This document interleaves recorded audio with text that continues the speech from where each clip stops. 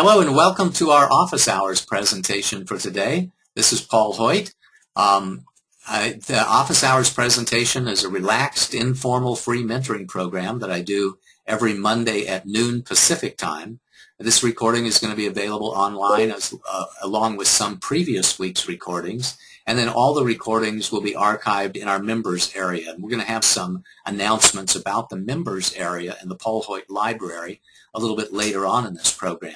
The reasons I do this is because I know that being a successful business owner can be a fantastic experience, but it's really tough. You need the training. The number one challenge that I see with most small business owners today is they take the job of being a small business owner without even knowing what the job is. So one of the things that I am determined to do is to give people access to the valuable training that they need in order to accelerate their growth and increase their probability of success.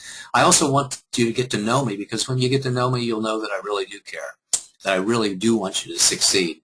I had a follow-up conversation with a previous client just last week who shared with me that, that she got it. She knows that I really do care about small business owners, and I really do, because I am one myself. I was one in 1980 through 85, and then again starting in 2001.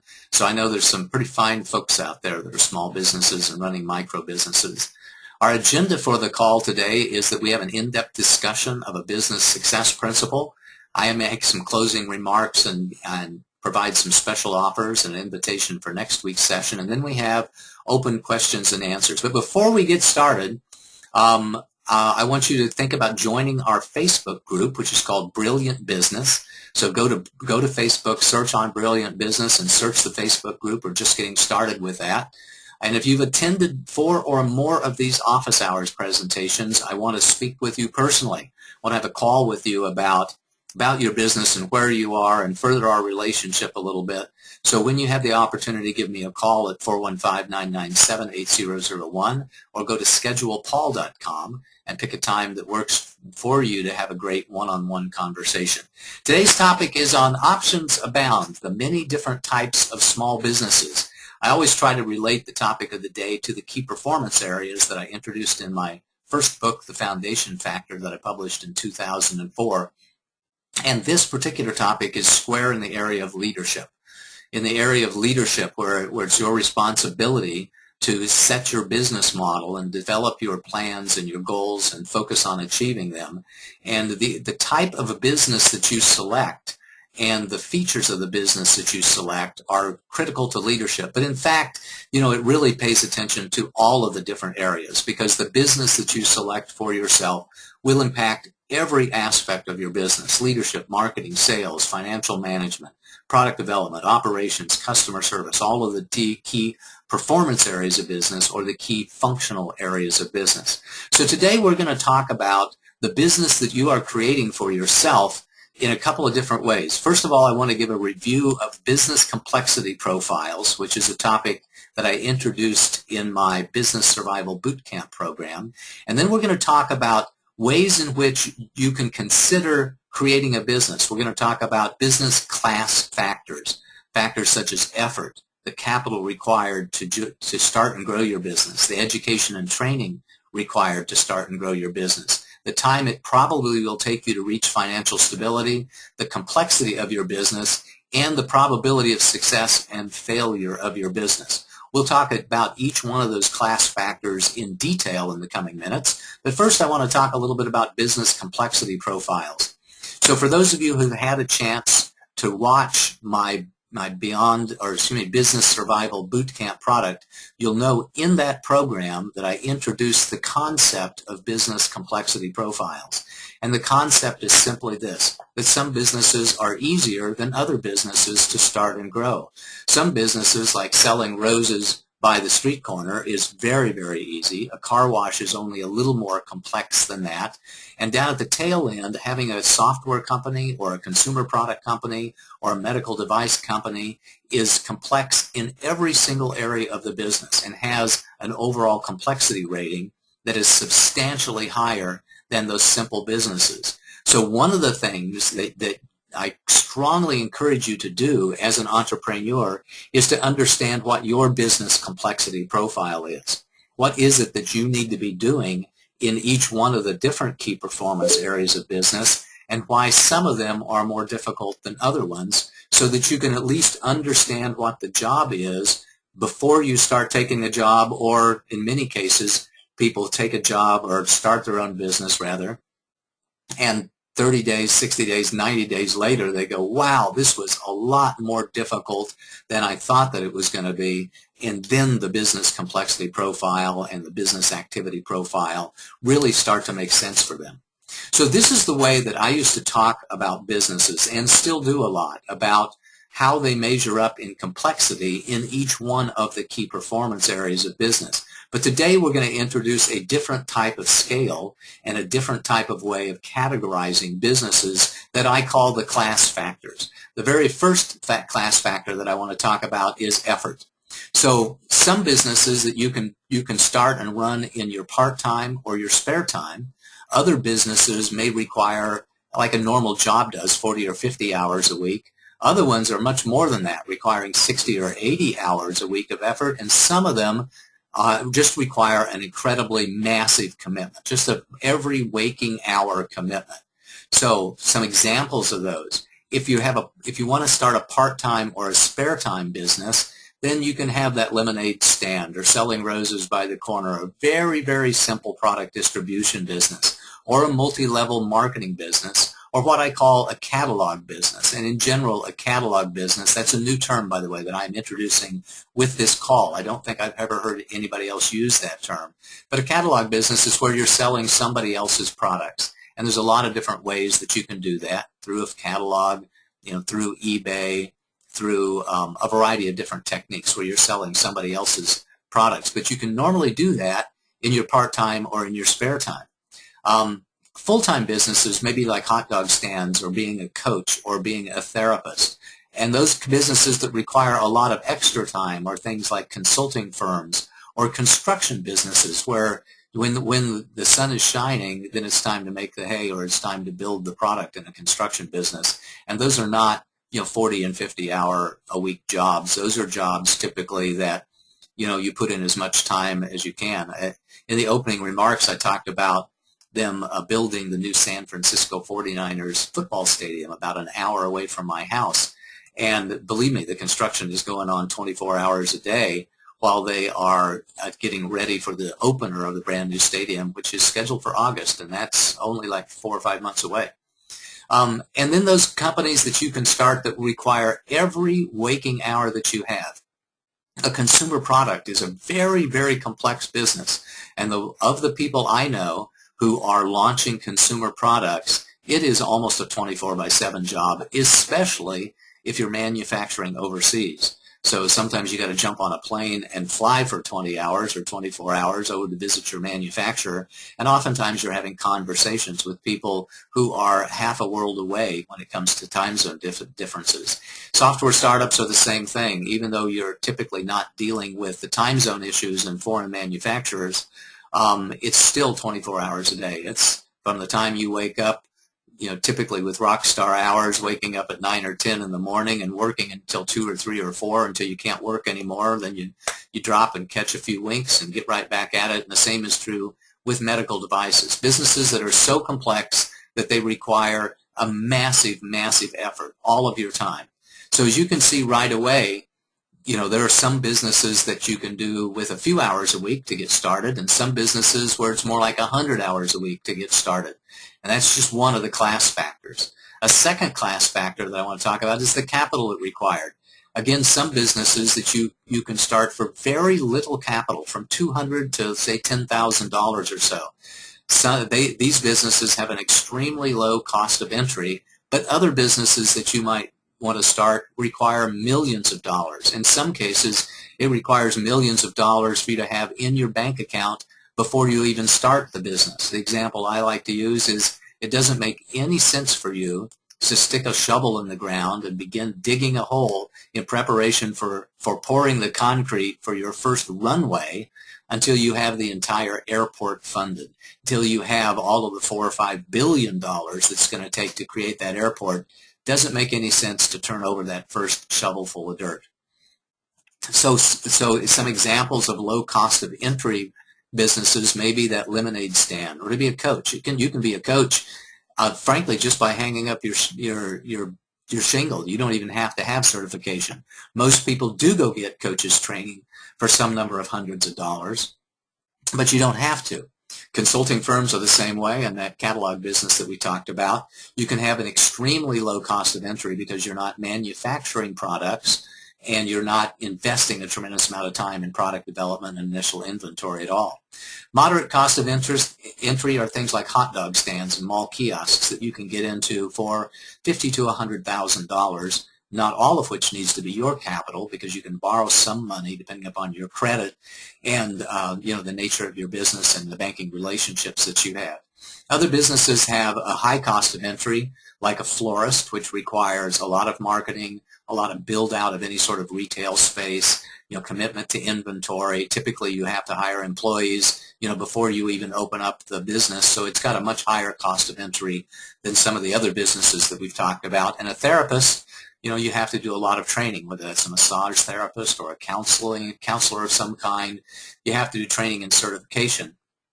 So you have a lot of money invested in that. And then we have the businesses that have an extremely high cost of entry. Anytime that you have a consumer product, that's typically a business where you can invest hundreds of thousands of dollars before you even know whether or not anybody is going to want to buy your product. And then once they say they do want to buy your product, then you're looking at additional hundreds of thousands or millions of dollars to fund your growth, to purchase additional inventory, to fund additional marketing campaigns, and for accounts receivable as well.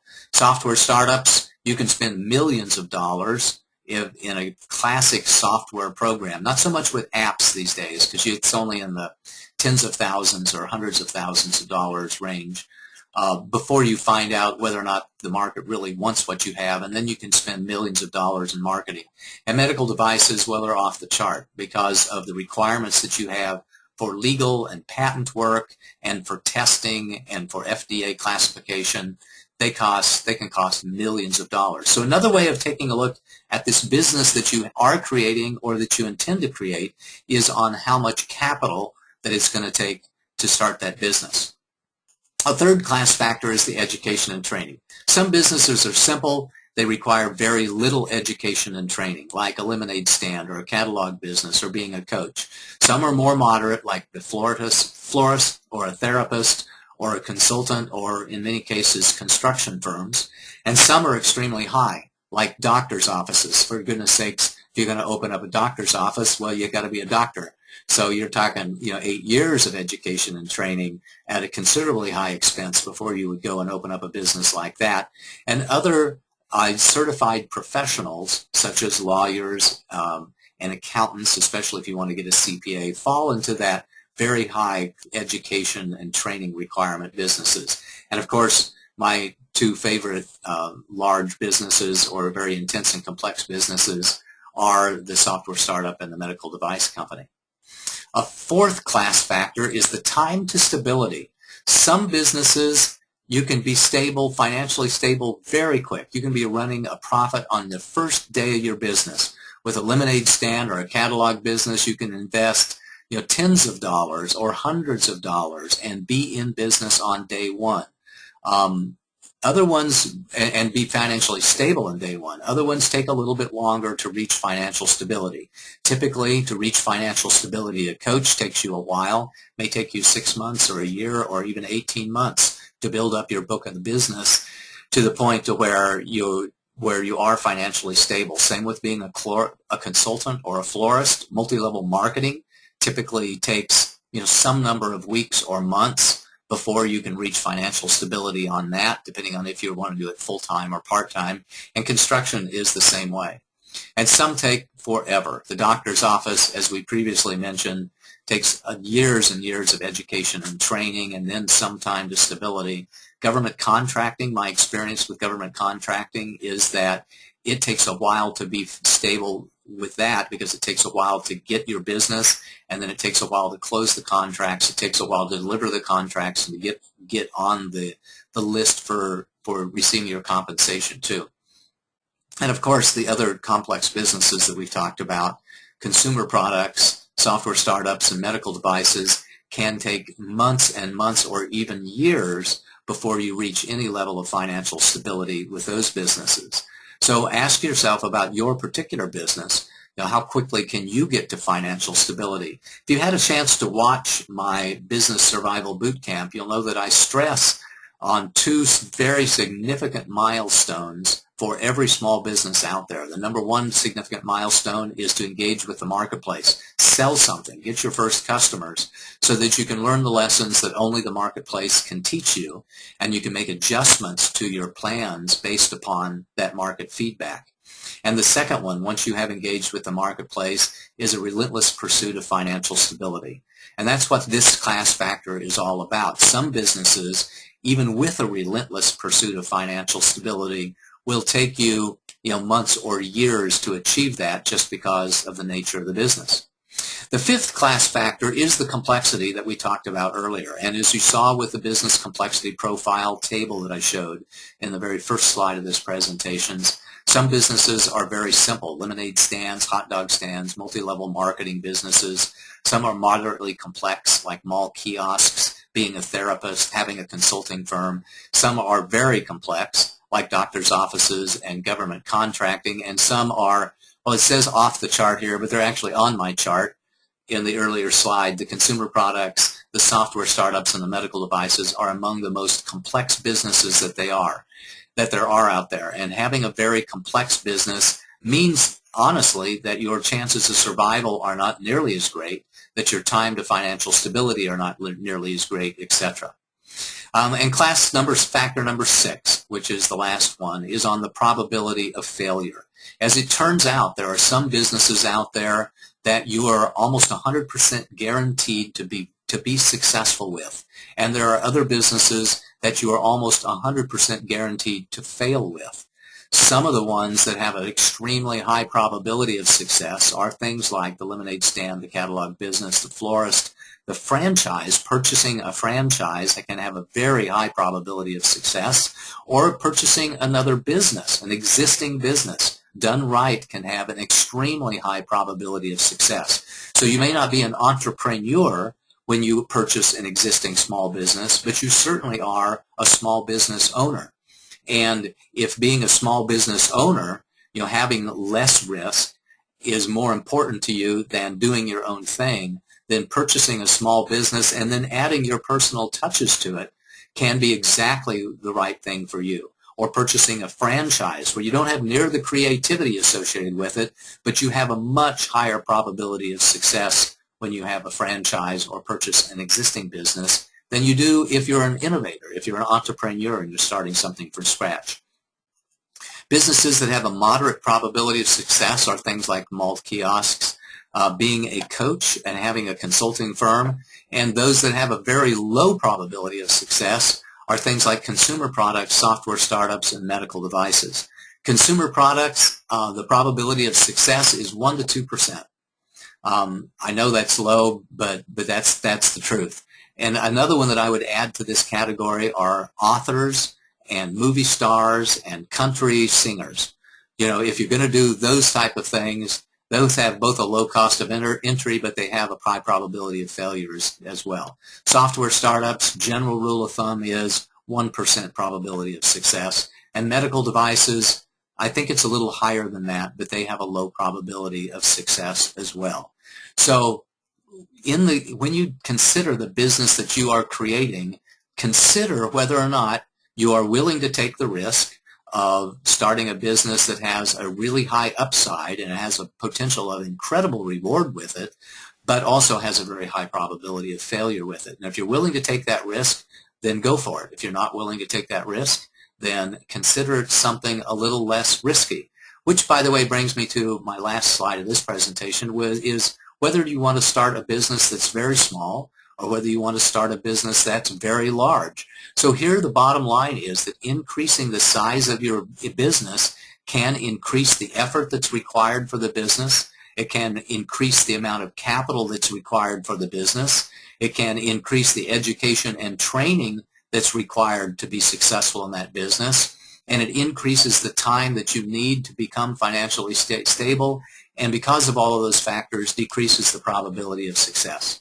So You'll find a lot of business consultants and motivational speakers and inspirational speakers that will encourage you to start the biggest business that you can possibly imagine, to really go for it, to connect with your passion, and just to bite off the biggest thing that you can possibly bite off and go for it. But you're not going to find me that way, because I've seen hundreds and hundreds of business owners try to get started.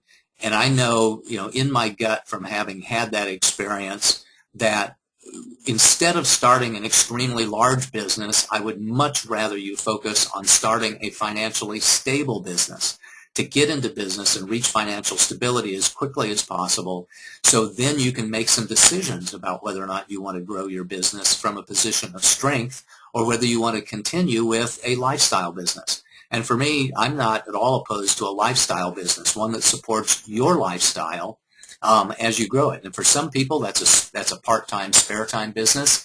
For some people, it's trying to get the next Facebook, Google, LinkedIn, or Twitter off the ground. But you get to choose. You don't have to take my advice or anybody else's advice. You get to choose. That's the really nice thing about it, about what lifestyle that you would really like to have and how much risk that you would really like to have. So here's a little bit of a summary.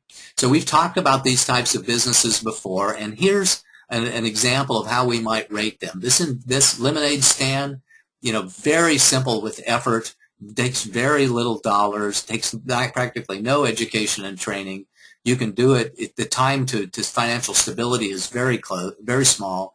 It's not a very complex business. The probability of success is extremely high. So it has an overall kind of complexity rating or probability of success rating of an 8, which is much, much different than a consumer product. A consumer product requires a massive amount of effort. It requires a tremendous amount of money. It takes a lot of education and training and learning about how to deal with outsourced manufacturing, about the patent requirements, about marketing requirements. It's a very complex business. It takes a lot of time. It's very high on my complexity scale, and the probability of success is very low. So on the complexity scale, or on the overall, do I want to do this? Is this a high-risk business? It's a 49. Compare that to an 8, and I think that's about right. In fact, I think it's probably an exponential curve. But your probability with success at a small business, a lemonade stand, a catalog business, is far, far greater than it is if you start a much more complex business like a consumer product, or even one that's moderately complex like a coach. And again, I encourage you to watch the Business Survival Bootcamp and understand about business complexity profiles, so that you can understand these business class factors as well when it comes to thinking about the business that you are creating, or the business that you think that you might want to create. So here's your homework and some exercises. Really understand what class of business that you're after and how it compares with the many other business options that you have. Again, I'm going to come squarely on the side that says that somebody that's in business and profitable, whether it be $100,000 in revenue, or $250,000 in revenue, or $2 million in revenue, if it suits your lifestyle, then by all means do that, because it will not suit your lifestyle for long if you're trying to create something that's really, really huge and you're failing at it. I've seen way too many people in small businesses and in corporate America, try to go for the gold, trying to live up to somebody else's standard of what should be, and suffering a tremendous amount of stress because of that. So I want you to pick the size and scale of business that's right for you and your family, that's right for you and your lifestyle, that's right for you based upon your experience and your mindset and your skill set. If you're a rookie entrepreneur, then pick a simpler business than if you've done this 5 or 6 times and you're ready to really go for the gold. And I would encourage you to get help to understand what your business complexity profile is and your business activity profile is as well. So that's the homework, and that's your exercises today based upon this discussion of the many options that you have to start and grow your business. We're going to have open questions and answers here in just a minute, where I invite comments and questions on the topic of the day, and then any other issues that you'd like to talk about. And really, I'd like for you to tell me what your biggest takeaways are from this, what insights that you gained from the presentation. That helps me as I create my programs going forward. And talk to me about what you're going to be focusing on. And if you wouldn't mind going in and joining the Facebook Brilliant Business Group, and posting in there what your biggest takeaways and insights were. That would be pretty cool.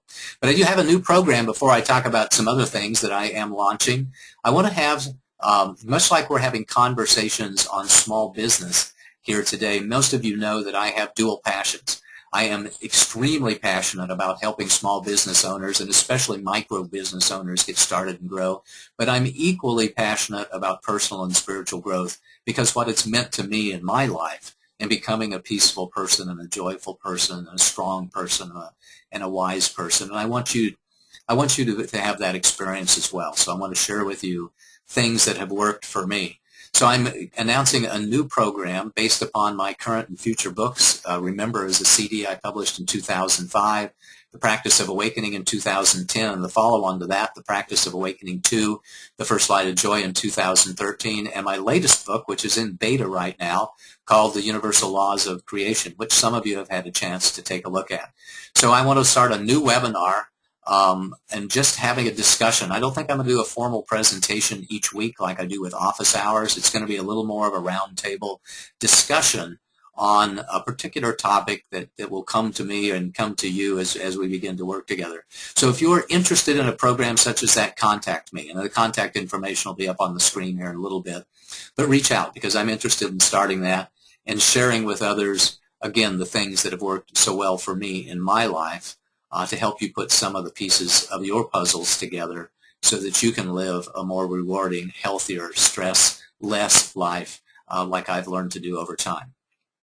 If I can support you in your business, back to the subject now of small businesses, I have several programs available, consulting and coaching services, my library and membership program, and Beyond Business Survival, which is my flagship CEO training program. I offer a wide variety of services, and I'm immediately available for private mentoring, strategic plans, business plans, and financial models. Programs start as low as just a couple of $100. So even if you don't have very much money at all, you're still in a position to hire me to help you with some of those business plans and business strategies from the very beginning. I also have another program called my library membership program, my office hours library. This is where I have all of my office hours recordings, the 27 previous ones to today, and today are up in the library. I also have dozens of business documents, templates, agreements, processes, etc., and some inspirational messages, and I'm adding to it every single week. The Paul Hoyt Library has 3 different pricing options: the lifetime membership for $279, the $79 annual membership, and the $9.38. And I'm going to announce today that this particular program, the Office Hour program, which has been free up to this point, next week, or the week after next week will be the last free Office Hours presentation. After that, we're going to invite you to continue listening to Office Hours and have access to everything else that's in the library for the whopping $9.38 a month. But wait, that's not all, because the first 30 days are free. So after 2 weeks from today, you'll need to sign up for the program in order to continue listening to the office hours presentations and participating in these live discussions. But you get the first 30 days for free. So starting in a couple of weeks, the Paul Hoyt Library is going live in a much more intense way. And I invite you to continue listening to these programs and having access to all the recordings by joining that program. And in addition to that, I really strongly encourage you to take a look at my Beyond Business Survival training program. That's that critical small business owner training that you need. It's what you need to know when you're a CEO so that you don't make critical mistakes that will slow you down or shut you down. Believe me, I've seen people make mistakes that cost them $10,000, $20,000, $50,000 or more, and I've made some of those myself. So I try to put business success principles into the Beyond Business Survival program so that you can avoid some of those mistakes. If you can avoid just one $5,000 or $10,000 mistake, the program will have paid for itself by a factor of 10 or 20. This is a self-paced, on-demand learning program, audio with complete transcripts, dozens and dozens of critical success principles. It's only $497, and if you buy it today, it also includes a lifetime membership in the Paul Hoyt Library. That's a $279 value. So you can get a tremendous amount of extremely valuable training for very little money, and I strongly encourage you to go to the website and sign up for the Beyond Business Survival program today. Also encourage you to join me. Connect with me on Facebook as a personal friend at the Paul Hoyt business page and at the Brilliant Business group that we are beginning, and get your Energy of the Day message. Every day for the last 105 days, I've published a little inspirational quote or message that's called Energy of the Day. If you connect with me on Facebook, you'll be able to get those little inspirational messages every day. Next week, on our office hours on April 14th, I haven't decided what the topic is, so be sure to let me know what topics that you would like for me to address by going to paulssurvey.com and then do your homework. And you can contact me as we open up for questions and answers here on any topics, questions, and on the topic of the day, and then anything else that you want to do. You share with me your takeaways and insights, and contact me with the telephone numbers and the email addresses and websites that are showing on your screen. So with that, as we always do, I'm going to open it up to questions and answers, and introduce again my most trusted and valuable colleague, Audra V., who is essentially my Vice President of Marketing and has been standing by faithfully to collect your questions and comments and then share them with me so that I can respond. Audra, do we have any questions for today? Hey, Paul, we certainly do. So I'm really good at what I do for this large corporate entity. Doesn't it mean that because I'm good at what I do, I'll be successful with my own business? That is one of the most common mistakes that I see people make, and the answer is no way. That experience in corporate America gives you some extremely valuable skill sets, especially if you've got management capability, if you're used to hiring people and firing people, if you've begun to have excellence in operations management or project management. You can learn a lot that will really pay dividends when you have a medium size or a large business. But unfortunately, most people in corporate America don't get some of the fundamental training that they need in product development and in marketing and in sales. They essentially think that their experience in corporate America will adequately prepare them to be a small business owner, or especially an entrepreneur, and it does not serve them very well at all. I've seen dozens and dozens of people who were vice presidents of marketing or running a division with $10 million or $20 million in revenue think that that was adequate preparation for them to be a small business owner. The bottom line is it's a pretty good foundation, but it's very inadequate in almost all cases. You need to study marketing, you need to study sales, you need to understand financial management in many cases. And that's really why I wrote the book, The Foundation Factor, and created the information product of Beyond Business Survival, to help you understand what the job is that you're undertaking and to help you get the fundamental foundational training that you need that will really speed up your learning curve and make it a lot easier than it would be otherwise. It's going to be tough enough for you, but so why make it any tougher on yourself? Get the training that you need from the very beginning. So thank you for that question, Audra. I love questions like that. What's your next question for me? Oh, there's the dog. Do I need to, yeah, I apologize for that, guys. Do I need to start differently if I plan to stay small or go large or go for capital right away? Yeah, absolutely. So if you're planning on going for capital and growing large, your job is more difficult than if you were a small business intending to stay small. A couple of weeks ago, I did a presentation on the challenges of micro businesses, and I talked about an intentional micro business versus a transitional micro business. And intentional micro businesses have their challenges, but if you're just a transitional micro business, your challenge is even greater than that, because raising capital and then trying to reach financial stability is more difficult than bootstrapping and going for financial stability right away. You'll almost always have more overhead, more expense, more time to create the products, more time, required to raise capital. And it just requires a lot more effort, a lot more stress, and a lot more probability of success to think about going big from the very beginning. There certainly is the possibility of tremendous reward out there. So I don't want to dissuade you from doing that if that's what your heart is calling you to do. But in all integrity and with great authenticity, I want to make sure that you understand the game that you are playing so that you can have the very highest probability of success with that game. Hope that was helpful. Audra, next question. So a little bit of a follow-on question from the previous. Okay. I'm getting a lot of encouragement to start a large business. I have a lot of really good ideas and I know a lot of people. I'm not sure I want to. How do I determine what's right for me? You know, I had an opportunity to attend a class by Dr. David Gruder at the CEO Space Business Growth Conference I went to a couple of weeks ago, and I really think Dr. Gruder nailed it. He says, you know, number one is figure out what your life goals are. Figure out what kind of lifestyle you want for yourself and for your family.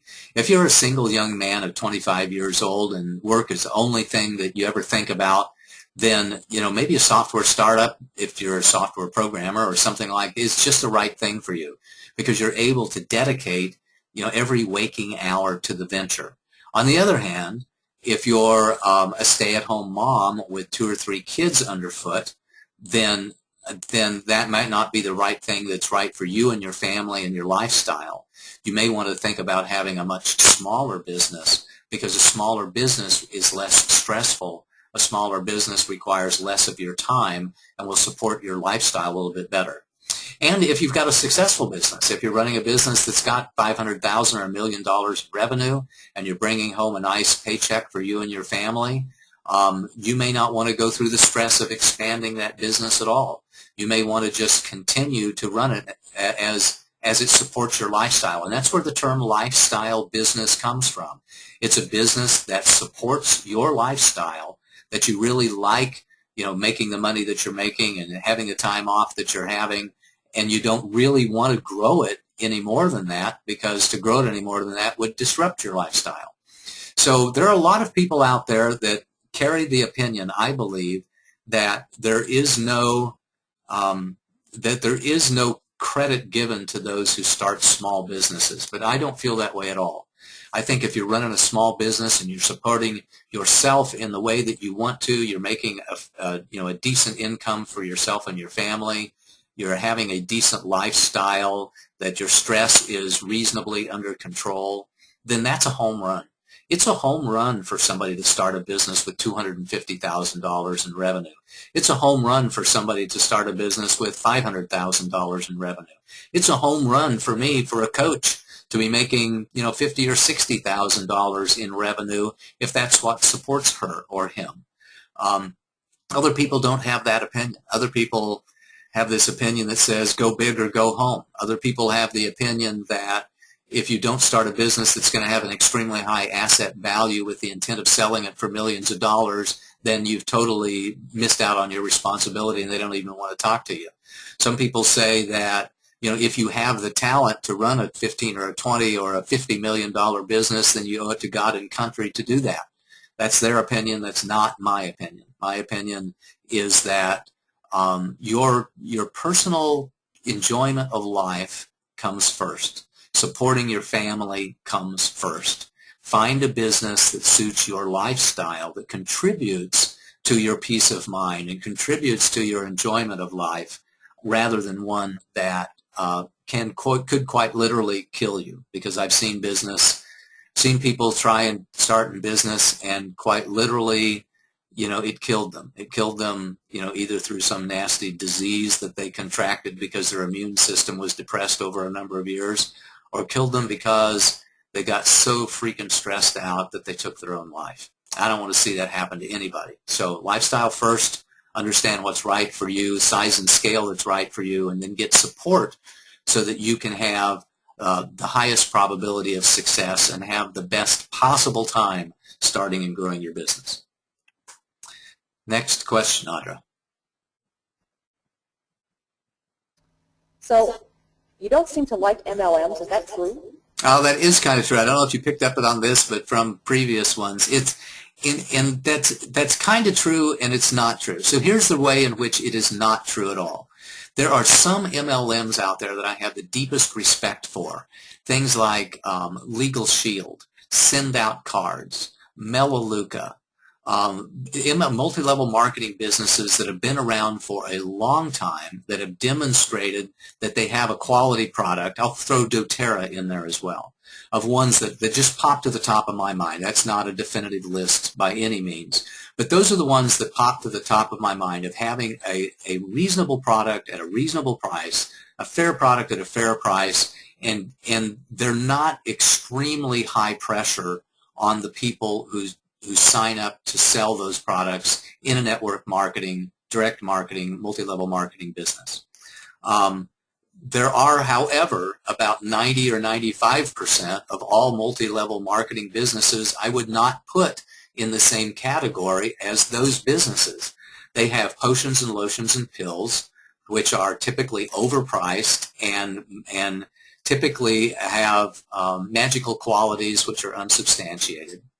And they oftentimes put an extremely high pressure on people who sign up to sell those products to go for it. It's like, you're not anything unless you're selling $1 million a year. You really have to be working 12 or 16 hours a day. Again, you owe it to God and country in order to do that. I remember an Amway presentation that I went to in the mid-1970s. Now, this was like very early 1982, as I recall. And the reason why I recall it was 1982 is because my oldest son, was 2 years old at the time. And it was a very big deal for when this person down the block from me said, we have this thing that we want you to, we have a party in our front room. It's a special project. We'd love for you to come down and learn about it. Get yourself a babysitter and come down. She didn't know that was the very first time that we got a babysitter. And I don't know if you're parents out there, but for those of you who are parents, the first time that you get a babysitter, that's a big deal. So we got a babysitter. It was a big deal, and went down the street for this party, and it turned out to be an Amway presentation where not only were they deceptive in their practices, but then they were belligerent in their attitude towards trying to sell me on my responsibility to sell Amway and make millions. Well, I'm guessing that probably jaded me towards multi-level marketing companies, but unfortunately those same tactics happen today. The deceptive tactics and the belligerent tactics are more the rule than they are the exception when it comes to multi-level marketing. So if you are a proud multi-level marketing professional, and I believe that it is possible to be one, with a product that's reasonably priced at a fair price, doing the right thing for your family and your lifestyle, then by all means go for it and do it. And I praise people who have a multi-level marketing business and they're doing it responsibly with positive energy in a way that supports them and their clients, because not every multi-level marketing business is that way. So I guess that's a little bit of a rant about multi-level marketing, about the shadow side of it, but hopefully that also gave you, some encouragement if you find a very positive company to work with to go for it as well. Next question, Audra.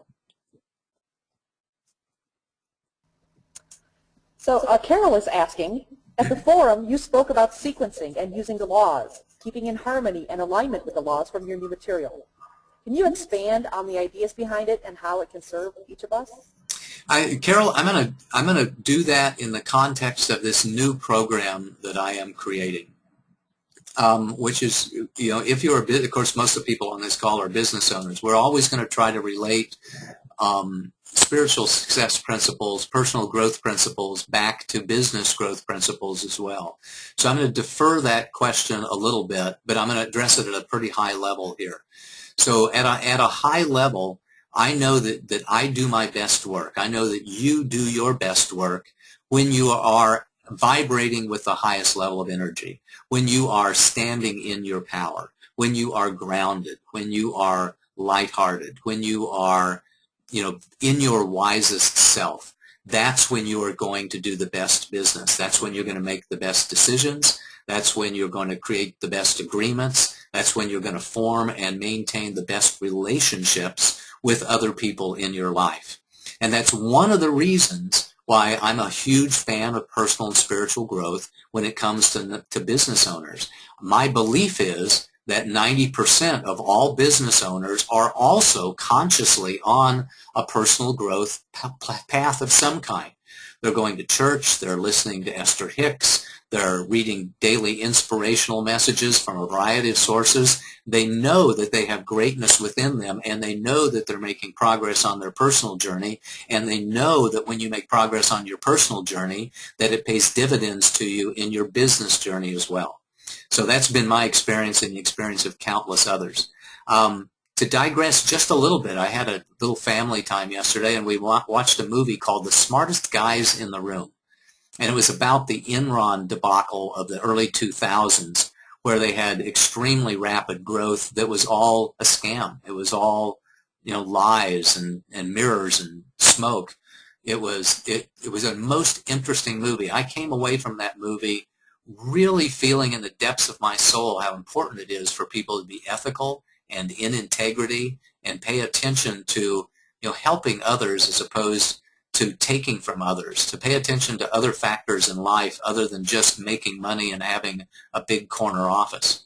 So find the business that's the best for you, that allows you to vibrate at the highest energy level possible, that allows you to live a life of peace and joy and love and wisdom as much as possible. That's my primary message. And we're going to talk about how you do that.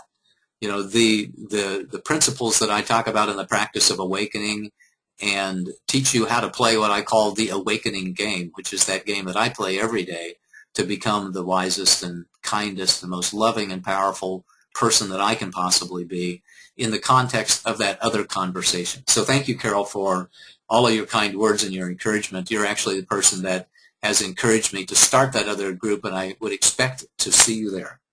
So thank you for that question. And next question, Audra. Marilyn asked a question I'm not quite sure I understand. Hopefully you do. Where do I find the categories for the business classes? They're going to be on this presentation, which will be up, and you can download it. But I made them up. So you don't find them anywhere else. I decided what those categories were or what the class factors were. Much like when I created my other books and programs, I decided what the 7 key performance areas of business are. So those are, original with me and unique to me, and that's the place that you find the class factors is in my original work. And I make adds to those over time, but right now those 6 seem to be the most important for me to talk about today. Next question, Audra. This one is a little detailed, but it's a really good basis. Okay. What type of business entity should I be? Like an LLC, an S Corp, a C Corp, sole proprietor? And how do I know I've selected the right structure? That can be a longer question because every one of those different types of business, a C corporation, an S corporation, an LLC, a partnership, and a sole proprietorship all have their different tax implications and implications when it comes to growing a large business. So in general, if you intend to grow a very large business and raise a lot of capital to do that from a multitude of investors, the C Corp is the way to go. If you have a small business, or you want to raise business from only a few investors, like 2 to 5 investors, or if you've got a real estate project, or if it's an entertainment project like a movie or a play, then the LLC is a way to go. Not very many people are doing the subchapter S corporation these days, excuse me, primarily because subchapter S has severe limitations to it. You can only have 100 owners of a subchapter S, and every single one of those owners has to be a natural person, an individual. So in other words, a company cannot be a part owner in a subchapter S corporation, and you can only have one class of stock in a subchapter S, which is unlike an LLC or a C corporation. So it's a fairly long discussion with your business strategist, business advisor like myself, and typically your corporate attorney to try to figure out which one of those structures is right for you. And when you just pick on a structure like an LLC or a C Corp, how to define what your original cap table is, your capitalization table, how many shares to issue and how to value those shares based upon the funding in the initial rounds and in the later rounds. So I know a lot about that, as do many, many attorneys, and it's a fairly complex subject. That being said, my favorite form of organization for small businesses and micro businesses is an LLC. My favorite form of organization for those who want to raise, $500,000 or $1 million in capital or more is a C corporation. Next question, Audra. Can you talk more about purchasing an existing business? I never thought about that. I can, and I'm glad that you asked that because that's an option to be a small business owner that does not involve a lot of risk, and it does not involve being an entrepreneur. An entrepreneur, in the classic use of the term, or at least in the way that I'm used to using it, is someone that innovates and starts from scratch. A small business owner, on the other hand, you can be a small business owner by purchasing another business. And then your responsibility is to manage that business and to operate that business and to grow that business. It's not to develop a product from scratch and try to find ways to bring it to the marketplace, which is much more risky. So I've heard it said that if you purchase a small business, that your probability of success is in excess of 90%. If you transfer over the relationships that the previous business owner had, and you typically do that through an employment contract of some kind, where the previous owner stays with you for some number of months or even a couple of years to help with that transition of relationships, both internal and external, and knowledge of the industry and the business that's required for that, you can have a very, very high probability of success. And if this is a business that will cash flow well, you may be able to get a small business administration loan or a loan from a bank. You may only need to put down 20 or 30 or 40% of the purchase price of that business and be able to finance the rest of it through traditional lending sources like banks and SBA loans, or by getting the previous owner to take a second on it, to give them some money down, finance some of it through traditional sources, and get the previous owner to finance a little bit of it. You can be a small business owner and in revenue and running a profitable business, in a matter of months. And I strongly encourage that if you have a low-risk profile. Here's an example of somebody that maybe has a low-risk profile. They've been in corporate America 20 years. They want to have their own small business, but they don't want the risk of starting a business from scratch because they've got 2 kids that are just about ready to go into college. Well, I would strongly encourage you to think about one of 2 options, either purchasing a franchise or purchasing an existing business. Both of them have the characteristics of a proven business model with great training and support that you can get into, that don't allow you the creativity that you may want to have, but because they don't allow the creativity, because they're based on a proven business model, they have much lower risk. So that's the difference.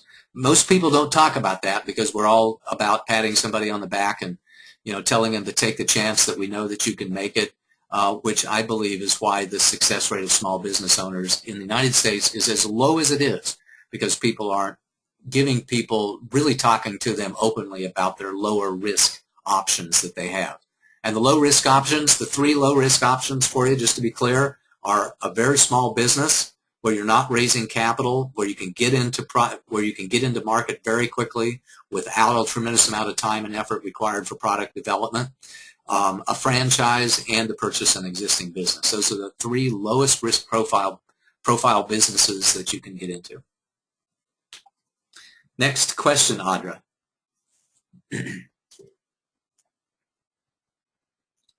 So Carol is asking again, what if someone has their intellectual property like logos, marketing, branding, etc. for sale and wants to sell it? What can be the negative side? And is there a chance that any issues can be moved over to you if you don't know about the risks? Yeah, with any intellectual property, there are some forms of intellectual property like copyrights and trademarks that are fairly low risk if somebody wants to sell those to you. Patents are a little higher risk depending upon whether or not the patent's been seasoned. In some cases, people like to sell a provisional patent, or they like to sell the intellectual property rights to a patent which has not yet been granted. So there may be some risk in that, and the risk is that the patent won't be granted or that the patent will be challenged in some way after it has been granted, and it won't have near the value for you that you expected it to have. There's some risk when it comes to trade secrets as well. So if somebody has a trade secret recipe for Mama's, down-home chili, you may find that the recipe, doesn't duplicate, Mama's exact recipe. And if your thought is that I'm going to take this recipe that she's now making in 5-gallon batches and I'm going to start making it at 500 gallons at a time, you're going to find out that trade secrets, especially recipes and especially process manufacturing, does not scale exactly.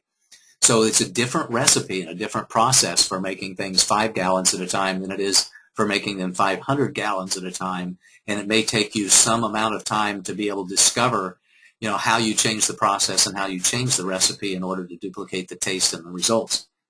So there are some challenges and risks when it comes to trade secrets, especially if your intention is to move that upscale in some way. It just takes time to move things upscale. If it's discrete manufacturing, by the way, if it's physical products, those businesses are scalable much more readily than our process manufacturing businesses, which have some sort of chemical process or heat process associated with them. I hope that was helpful to you. That was a very interesting question, and I appreciated that. We have, by the way, it's 1 o'clock. It's the top of the hour, so I'm going to take one more question for today, and then we're going to call it a day. Audra, come up with a zinger for me, honey. So I will. I will pick up on your catalog business, which was intriguing because you said it was really easy to get into. So tell me about a catalog business. And that, by the way, is a new term as well. So, one of the things that I get to do on these office hours presentations is introduce new terms like business foundation profile and business complexity profile and business activity profile. And I think I created the term catalog business. Here's what I mean by catalog business. And that means selling somebody else's products. In some cases, it could be that you're actually physically creating a catalog that you mail out to people that contains references to all kinds of other products. And typically a catalog business will have the considerably high expense of creating the catalog, of mailing the catalog out, and of inventorying most all of the items that are shown in the catalog. In some cases, you can have a catalog business, however, where you don't inventory the products at all. Here's a classic example of what I would consider to be a catalog business, and that is if you set up a website and that website points to other people's products and services for which you have an affiliate link. I have some clients and friends who do this every Christmas. The top 10 Christmas gifts for 2014, the top 10 Christmas gifts for 2011. And they simply do a lot of research, establish an affiliate relationship with companies who are selling some of those top 10 gifts, and put out their own website and do search engine optimization for that to attract traffic so that the people are buying those products through their website. And that's an example of a catalog business. Here's another example. I'm going to sell some stuff on eBay, but I don't own the stuff. So I figure out somewhere where I can make some margin. I figure out that eBay is traditionally selling a widget for $100, but I know where I can buy that widget for $80. So I go on eBay and I sell it for $100, and the second that I get the order for $100, I go purchase it and drop ship it to my client, and I only pay $80 and I pocket the $20 difference.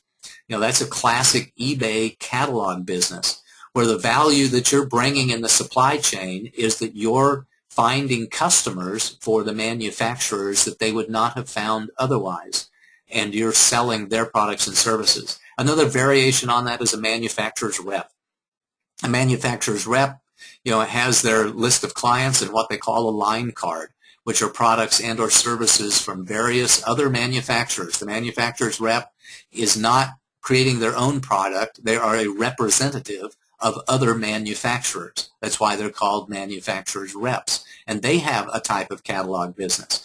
So if you're not manufacturing your own products, if you're not branding your own products, and especially if you're not inventorying the products, if you're out there finding new customers and taking the orders or facilitating the orders in some way as an agent or a broker or an affiliate or a rep, to me that is a catalog business. And there are people out there that make a lot of money on their catalog business by finding new markets for existing products and services. And I think that was a nice question to end with. So I want to thank you all for attending my office hours presentation today. I invite you to go to paulsurvey.com and let me know what topics you'd like for me to address on future office hours presentations. And if you're at all interested in joining me under a new conversation, a new webinar that's focused on personal and spiritual growth, please let me know about that as well. And we'd love to see you on next week's office hours, which will be the last free office hours, except when you sign up, you'll get 4 weeks or 30 days for free before we'll actually charge your credit card. So thanks again for attending today. This is Paul Hoyt saying goodbye and wishing you a most marvelous and prosperous day. Thanks.